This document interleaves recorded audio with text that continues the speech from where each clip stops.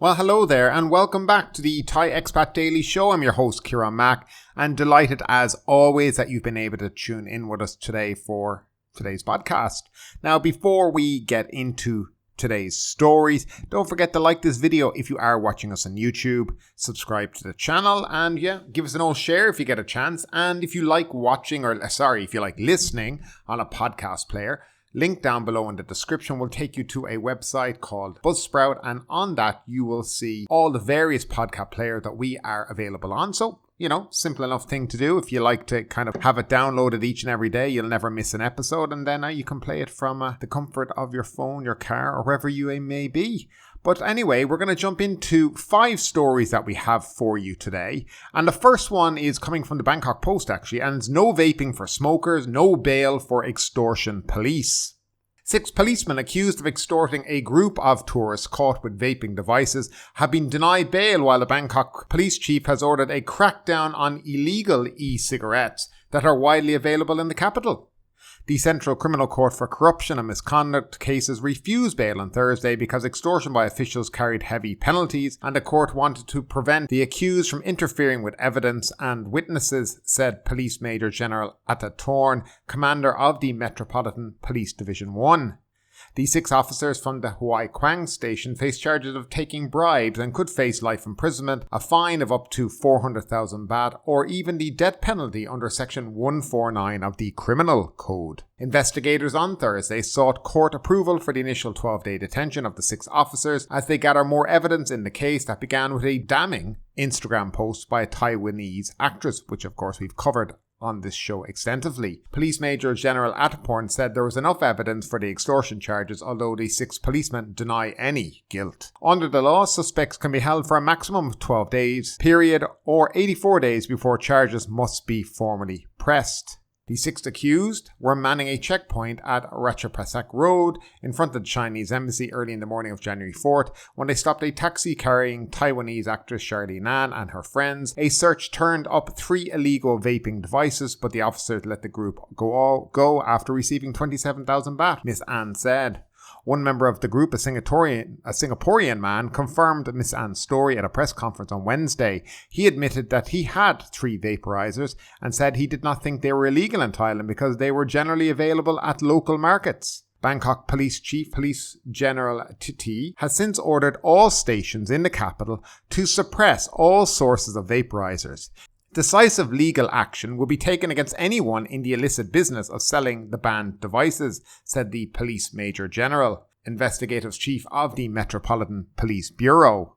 So for anybody who's wondering, and it is quite obvious at this point that possession of the vaporizers in Thailand is illegal. Bringing them into Thailand is illegal.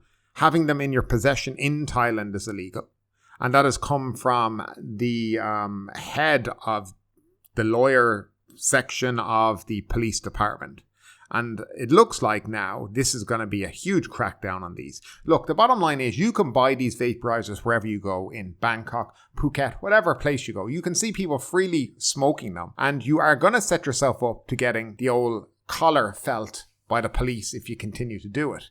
I know that in many countries they are legal, but here in Thailand they are not. And there's many reasons for that. I think we could probably all guess the reasons behind that.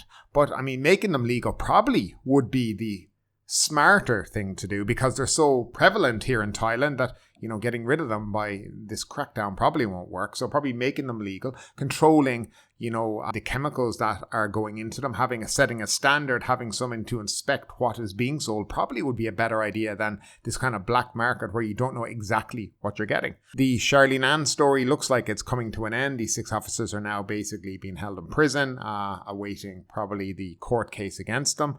And we probably won't hear much more after this, to be perfectly honest. And for the tourists coming here, vaporizers, they're illegal. E-cigarettes, they're illegal. If you bring them into the country, you get caught, will get in trouble. And if you're caught smoking them, you're easy prey for the police. That's the way I see it. They are illegal. If you have one in your hand, in your possession, you can be fined. And from what I read basically was that the police have to do their job is to take your details. The court then will act on the behalf because of the illegality and the fine that you would pay. So look, if you're not sure about it, just don't bring it with you. Now, moving along, taxi scam concerns visitors the most. Overpriced taxi services are the leading complaint among foreign tourists, along with poor garbage management and facilitation at the airport, according to the Tourism Council of Thailand. The TCT's quarterly survey, which polled a whopping 200 Western tourists in Thailand during the final quarter of 2022, showed satisfaction with taxi services received the lowest score of 3.5 out of 5, with tourists indicating that this is the most critical problem that should be solved immediately. The survey of tourists in Bangkok, and this is actually only in Bangkok, found they were not satisfied with what they deemed to be unfair treatment, as taxi drivers often only take passengers who agreed to pay a fare without using the meter, which means drivers can arbitrarily charge higher prices for their service.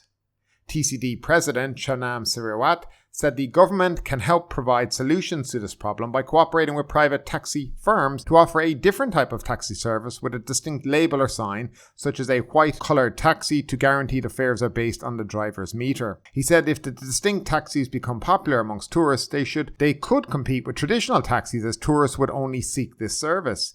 Another concern for tourists from Europe and the US is the entry process at the airport upon arrival, which received a score of 3.4 out of 5. They also highlight the problem of litter at many popular tourist sites and air pollution from hazardous PM 2.5 fine particulated matter. In response to these concerns, the TCT on Monday urged the government to increase its budget for the 10 most popular tourism provinces, stepping up natural resource preservation schemes and increasing the capacity for garbage disposal, especially on the islands. The council suggested limiting the capacity at some popular attractions to avoid overcrowding, which could help maintain a positive perception regarding Thai tourism. The survey found 50% of respondents had travelled to Thailand before. Some 98% were travelling for leisure purposes, while 93% choosing Bangkok and 50% Phuket as their travel destination. Tourists from the US spent an average of 2,000 to 3,000 baht on accommodation per night, with a length of stay of 14 to 15 days per trip. Together with other expenses, their spending in Thailand averaged 96,000 baht per person.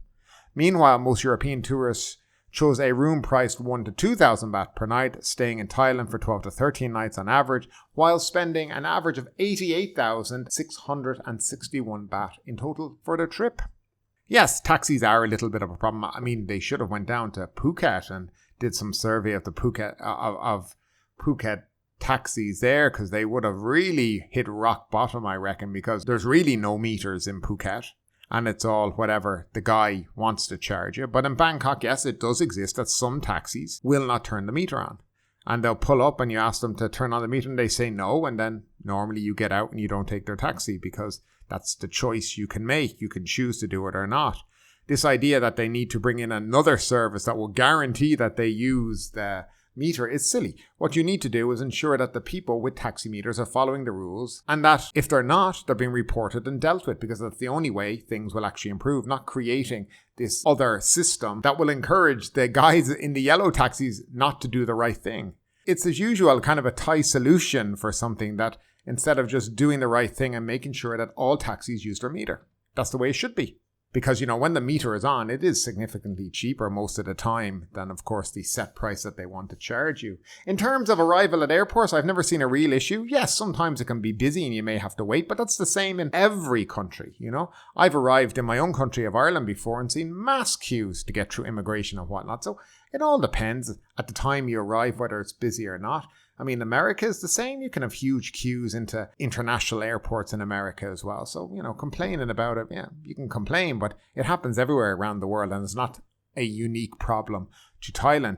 Again, natural resources, and they're talking about littering and building up. Isn't this what the 300 Thai baht that's meant to be coming in July, the tourist fee, is meant to be used for? So we'll see. Will it be used for that? Because the Tourism Council of Thailand didn't seem to mention it in any of their actual interview that they were doing. So again, will that be used for what they said it's going to be used for? I really haven't a huge issue with the tourist fee if it was really used to improve tourist attractions and preserve the natural environment. The idea of limiting the number of people going to some of these tourist destinations is a good idea, but that already exists for some places. For example, Simeon Islands in Phaya province, right? They're meant to have X amount of people that go there per day. That's meant to be the limit now.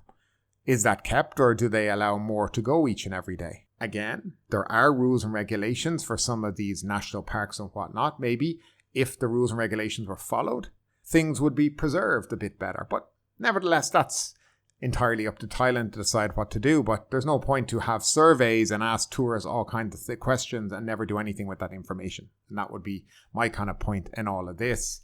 Now, moving along and still sticking with the theme of taxis, the Phuket cabbies are protesting against unregistered competitors. Operators of registered taxis and public transport vehicles on Thursday flexed their muscles to protest against unregistered taxis and outside vehicles providing services on the resort island. More than 100 drivers of taxis, passenger vans and tuk-tuks gathered in front of the provincial hall in Muang district around noon to submit a letter to the Phuket governor, Narong Wonsi, asking him to address the problem of unregistered competition. Members of the group took turns to air their grievances over the operation of unregistered taxis that had stolen their customers. In the letter, they said registered taxis, passenger vans and tuk-tuk vehicles that provide public transport on the island had been badly hit by outsiders.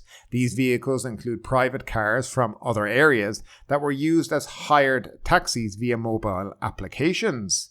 Mr. Anupad said provincial authorities would look into the points raised in the group's letter. The chief of the Phuket Transport Office also promised to tackle the problem. After that, the protesters later dispersed, and that kind of was it. I don't have huge amount of sympathy for Phuket taxi drivers. I think they have been getting their own way for a long time in that island. We know the stories of violence that have occurred. We know the stories of extortion. We know how they have treated tourists in the past, and to be quite honest, I don't see and feel very much for them at all. Instead of the 100 standing outside protesting, why don't they go and, pick up some people and make a living? They're complaining, but yet they're spending half their day doing nothing here today. So at the end of the day, and what they don't mention is a lot of taxi drivers in Phuket have the wrong license plates to be taxi drivers. That's the other thing as well. Green versus yellow plates. So that's another issue. And moving along and keeping with the whole issue of corruption, and this is a little odd story. A Bangkok school director has been caught taking a bribe, and he's been temporarily suspended. Not suspended, just temporarily. A municipal school director in Bangkok's Klon Samwa district has been temporarily suspended from active duty pending an investigation. On Wednesday, he was caught red-handed in his office with 320,000 baht in cash given to him by a school food provider. The food contractor, whose identity was not disclosed, won the bid to provide lunches under the free lunch program to students of Bang Chan School in Klong Samwa district. Officials from the National Anti-Corruption Commission, the Public Sector Anti-Corruption Commission and the Police Anti-Corruption Division launched a sting operation after received a complaint from the unnamed bidder. Now there is a list of anti-corruption organisations. There are 3 of them involved there. The contractor claimed that the school director had demanded 320,000 baht in cash from him, supposedly to improve the conditions in the school's canteen. He claimed that he was also told by the director to pay 9,000 baht per month during the contractual period, otherwise the director would report that he had charged for meals for students who did not show up to eat to the BMA. When the man arrived up at the director's office and handed him the 320,000 baht in cash, the undercover officials were waiting outside the school, rushed to the office to make the arrest. The director has denied that he demanded a bribe. Dr. Watani Watana, Deputy Permanent Secretary of the BMA, said that a fact-finding committee has been set up to investigate the case, adding that, for the time being, the school director has been temporarily suspended from active duty. And that's what you call getting caught red-handed, but then denied that he was taking the bribe. I wonder what his explanation for all the money on his desk would be. And finally, the Ministry of Labour was in Phuket to promote foreign workers' rights. A delegation from the Ministry of Labour was in Phuket yesterday to highlight and showcase a public relations initiative focused on protecting foreign workers' rights. Inspector General Natachai Pansuriyat and his team from the Ministry of Labour visited the popular tourist attraction Phuket Fantasy in Kamala, which currently employs over 300 foreign workers. The visit is part of a nationwide roadshow by the ministry to create awareness and ensure both employers and employees are clear on working legislation and rights. Mr. Nanachai explained that the initiative is one being driven by Prime Minister Prayut Chan-o-cha and the Labour Minister Suchart Chomklin, with a specific focus being afforded to the legal rights of workers from Cambodia, Laos, Myanmar and Vietnam. A key focus is educating foreign workers who travel to Thailand to work, so to ensure a better understanding of their rights and to curb and ultimately eradicate human trafficking. Workers who are in the country legally will be protected and afforded the same benefits and welfare provisions as their Thai counterparts in line with appropriate human rights principles. Mr. Nanachai highlighted data shown that as of January 2023, there were 57,804 workers registered or in the process of applying for work visas for 12,452 different employers or establishments. The main industries employing these workers are construction, the service sector, the food, beverage and hospitality sector, home help and workers in the wholesale and retail sectors. Mr. Nanachai also confirmed that between October 1st, 2022 to January 27th this year, there were a total of 653 foreign workers inspected at 27 different businesses, which led to 8 prosecutions and 6 workers uncovered who were forbidden to work. He concluded by saying the purpose of the roadshow was to emphasize the importance of employing legal workers, which can assist with the recent shortage of labour on the island. It would also help to promote a positive image of Phuket and Thailand as a country that adheres to and respects workers' rights while strongly opposing illegal forced labour and human trafficking of any kind. Well, in some ways that's a good thing, except for the last line brings me back to that moment. If anybody remembers at the beginning of COVID, when all the Myanmar construction workers were barricaded up in these terrible places for weeks upon weeks because one of them may have had COVID or possibly had COVID. And this was actually going on throughout the country. And there was just absolute uproar at the conditions that they were kept in. It is one thing to talk about this now and try to promote Thailand, but we must not forget of what happened only a couple of years ago and how quickly the conditions for foreign workers, especially from neighbouring countries, changed so quickly during that time. So yes, this is a good thing, but if you're talking about the legal aspects and you'll get the same as your Thai counterpart, when it comes and the shit hits the fan, that should be the same as well. And what happened during COVID, and I think if you go back during some of my initial videos, you will see I brought this up a lot about the conditions and what was going on during COVID with especially particularly Myanmar workers. You'll understand why this kind of stuff is okay, but we must not forget about the past and the treatment of these workers during the pandemic here in Thailand.